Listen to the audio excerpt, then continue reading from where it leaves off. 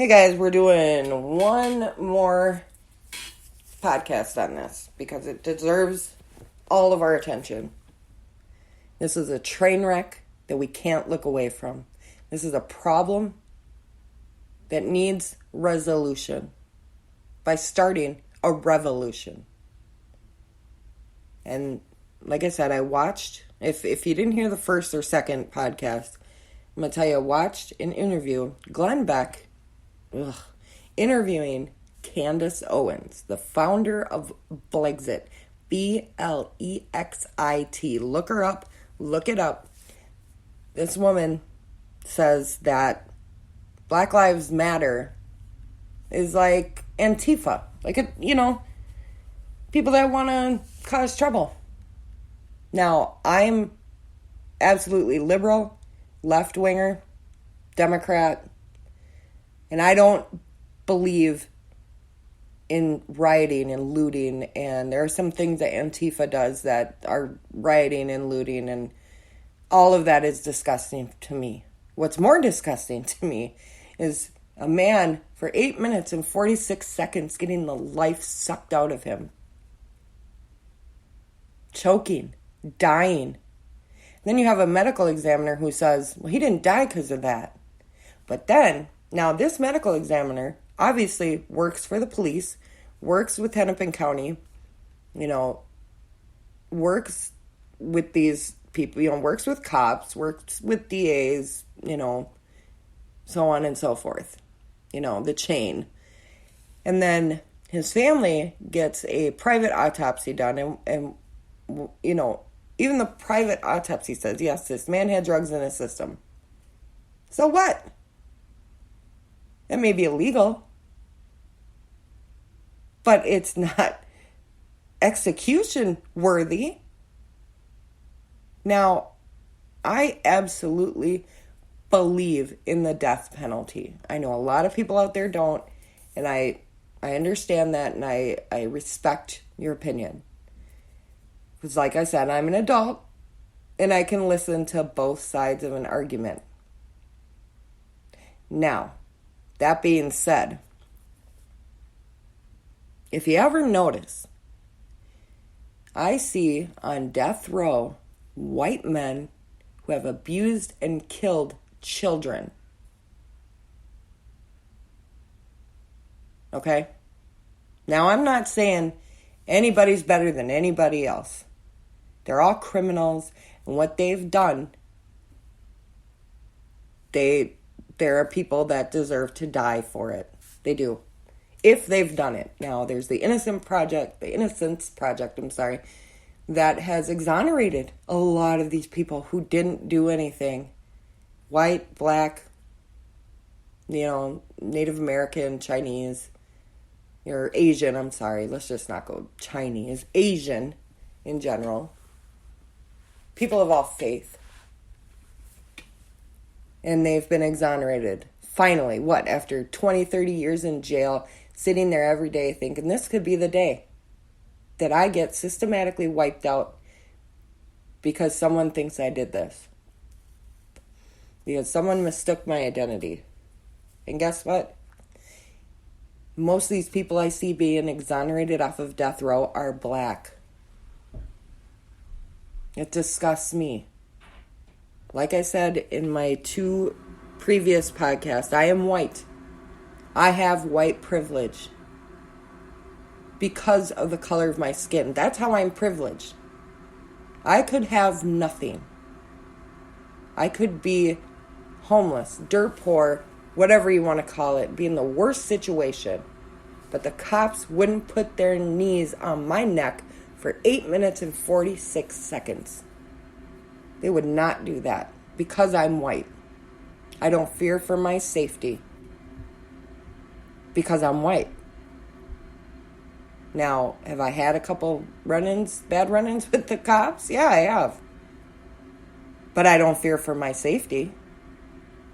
They may be rude and, talk to you like you're a child, but that is the worst thing that's happened to me. That is the worst the cops have done to me. Like I said, when I was arrested, I did not fear for my safety at all. Because I'm white. Why would I fear for my safety? And it disgusts me that any person on this earth would be frightened of a black person. Why are you frightened of them? Why? Because you're racist. That's why. That's why you're afraid. And it's not the media's problem. It's your problem. It's not anyone spinning it out of control. It's you watching too much Cops, too much 48 Hours, too much Live PD, too much of those shows. And they're like, oh my gosh, that's a black person. They want to kill me. No, they don't. They're like you. They're like me. They're not subhuman. They are human. They are American. These are Americans. You can take your MAGA hat and shove it right up your fucking hillbilly ass. Because these are Americans. And they have every right to kneel down in protest. What do you... All these extreme, conservatives, I want to know what you guys think about the cops that have been kneeling. The cops here in Minneapolis have been kneeling all over the country. They're kneeling. What do you think about that, you right-wing people? I'm not calling you bad people. You're people. It's like me. It's like anybody else. You're people. You have a voice. You have an opinion. It's your First Amendment right. Not your Second Amendment. Stop leapfrogging the First Amendment. Because the second you come into contact with the First Amendment, oh, I listened to it all along. No, you didn't. I don't see anybody right now. I have nobody who bitches so much about the Second Amendment talk about the First Amendment. And I know people who bitch about the Second Amendment all the time. Well, the liberals want to take away our guns. No, we want to take away your AKs or your ARs. There's no reason to have them. And people are saying, you know what, you're wrong. That's fine. If you think I'm wrong, guess what? I'm an adult. I can take it. That's your opinion, and I respect that. But what's happening in this country is disgusting. And Black Lives Matter. Not just your life. Their life, too. You're the same. You're the same people. You are an American. And you deserve life, liberty, pursuit of happiness, and freedom. And guess what? So do they. I treat them as if they are white or if they are Asian or black. I treat everybody the same. Because I don't personally see color. I walk down the street, like I said, I have a bunch of tattoos, I have piercings. No man and woman bats an eye at me. Maybe the elderly people, because they're like, oh, you shouldn't have that on your body. Or maybe even, really religious people think you shouldn't desecrate your body. But that, like I said, it's their opinion. They're absolutely entitled to it, and I respect it. But I don't respect you being racist. Like I said, I've never seen in my lifetime a black person being racist against black people. Never have I seen that. And like I said, Glenn Beck is interviewing a woman named Candace Owens. She is the founder of Blexit, Blexit. Like I said in the last 2 segments of this, is look it up. Look her up. She's disgusting. It disgusts me. The things that she says, it will outrage you. If you're just as outraged as I am, it will outrage you. It'll make you turn your head and, what? Did I just hear this lady right? I mean, I expect the racism from Glenn Beck. Absolutely. Now, I don't know who this lady is. Never heard of her. I don't know who she is. But now I do. Because she made a lasting impression of how we all need to start a revolution. We don't need to loot. We don't need to riot. We don't need to destroy people's property. But like I said, those are completely different people. Those are people that are not protesting. They're using this time to make cops look away and say, oh, all right, they're looking at these peaceful people. So we're going to go ahead and take 10 pairs of Vans. You know, I saw some lady running out of like Pacific, I think it's Pacific Rim? No, that's a movie. Pacific Sunwear. Running out with a bunch of Vans or something. And this lady uses that poor man's death as an excuse to loot.